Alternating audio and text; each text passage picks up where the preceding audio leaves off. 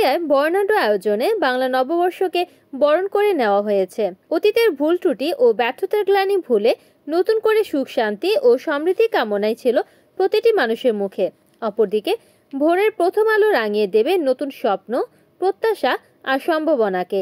সেই ধারাবাহিকতায় নববর্ষকে বরণ করতে কুষ্টিয়া জেলা বিএনপির আহ্বায়ক কুতুবউদ্দিন আহমেদ, কুষ্টিয়া জেলা বিএনপির সদস্য সচিব ইঞ্জিনিয়ার জাকির হোসেন সরকারের নেতৃত্বে এক বর্ণাঢ্য র্যালি বের হয়। এ সময় আর উপস্থিত ছিলেন কুষ্টিয়া জেলা বিএনপির সদস্য আলামিন রানা কানাই, শহীদুজ্জামান খোকন, আব্দুল মঈদ বাবুল, কামাল উদ্দিন, আব্দুল মাজেদ, আব্দুল হাকিম মাসুদ, আবু তালেব, মোহাম্মদ শাহজাহান আলী সহ অন্যান্য নেতৃবৃন্দ। কুষ্টিয়া শহরের বিভিন্ন সড়ক প্রদক্ষিণ শেষে মতবিনিময় সভার মাধ্যমে অনুষ্ঠানের পরিসমাপ্তি ঘটে।